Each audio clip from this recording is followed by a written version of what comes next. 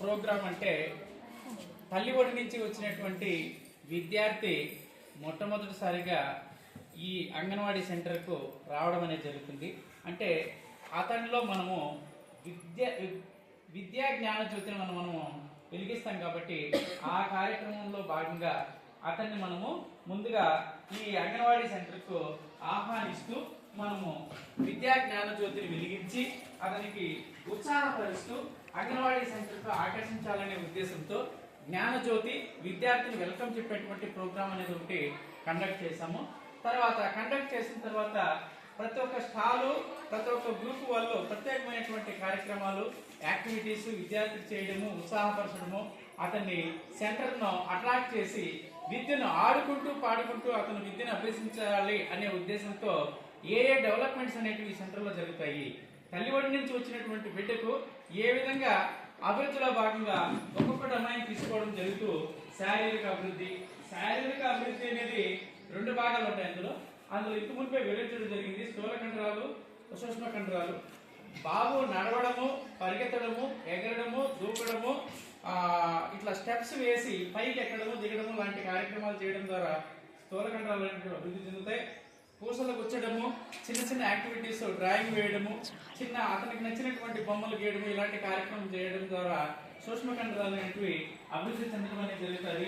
ఇంకా డ్రాయింగ్ వేయడము పూసలు గుచ్చడము తర్వాత ఇలాంటి కార్యక్రమాలన్నింటినీ మనము ఇక్కడ చేపించడం జరుగుతుంది.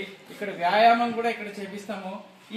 ఈ విధంగా చేయడం వల్ల కండరాలు అనేటివి అభివృద్ధి చెందినాయంటే అతను శారీరక అభివృద్ధి అనేది జరుగుతుంది. అందుకే వినూత్నమైనటువంటి కార్యక్రమాలను మనం ఒక్కొక్క యాక్టివిటీస్ తీసుకుని ఒక్కొక్క అభివృద్ధిలోకి తీసుకుని వెళ్ళినప్పుడు ఇవన్నీ మనము తెలియజేయడం అనేది జరుగుతుంది అనమాట.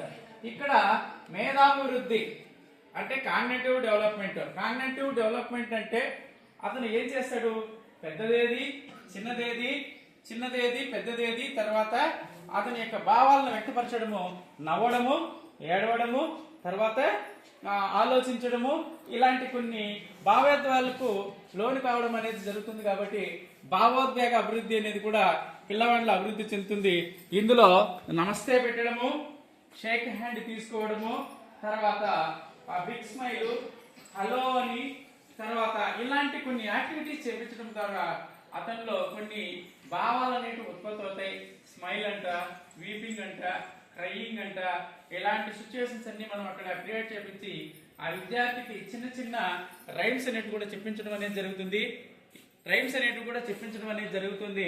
తర్వాత మేధాభివృద్ధిలోని ఇందులో భాగంగానే చిన్న చిన్న నెంబర్స్ కూడా అతనికి వస్తువులను బట్టి ఈ వస్తువులో ఎన్నున్నాయి ఆ వస్తువులను చిన్న చిన్నగా లెక్కించి ఆ వస్తువులు ఎన్నున్నాయో దానికి సంబంధించినటువంటి అంకెను కూడా మనం అతనికి తెలియజేసి గణిత భావనలు కూడా మనము భావనలను మనం ఏర్పరచడం అనేది జరుగుతుంది.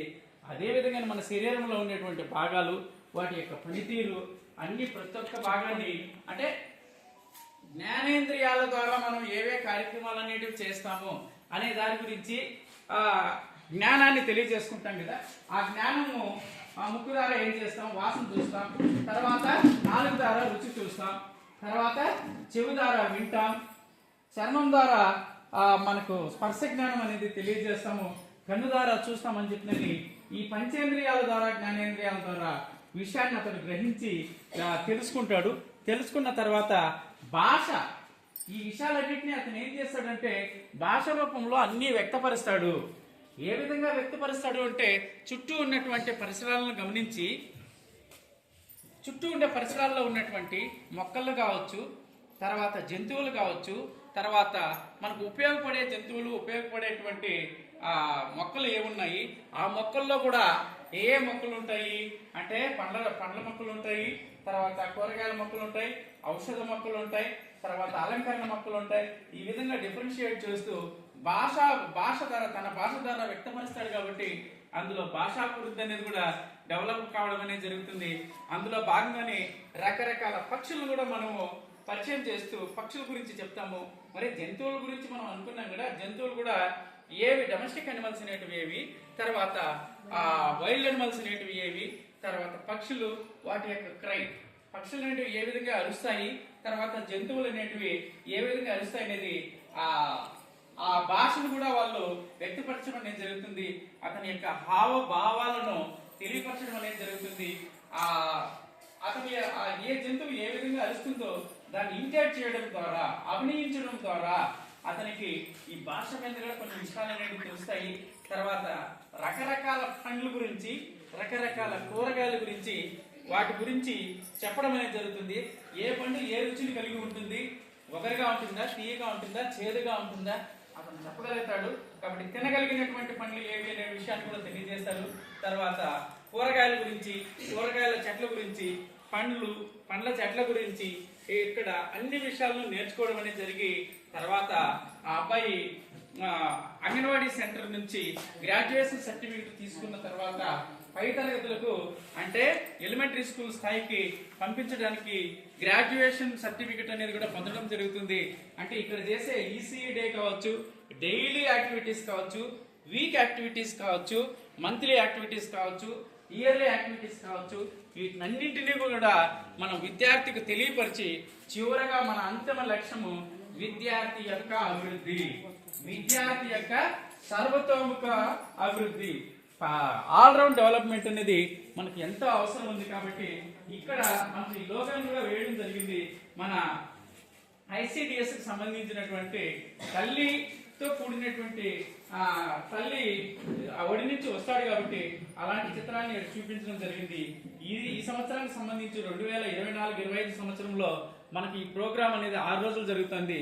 6 రోజులు కూడా 2 స్పెల్లుగా జరుగుతుంది. ఫస్ట్ 3 days వచ్చి 1 స్పెల్ గా జరగడం జరిగింది. తర్వాత వచ్చి రెండో స్పెల్ లో వచ్చి మళ్ళీ 3 days జరిగింది. ఆ 3 days లో కూడా మనం నేర్చుకున్న విషయాలు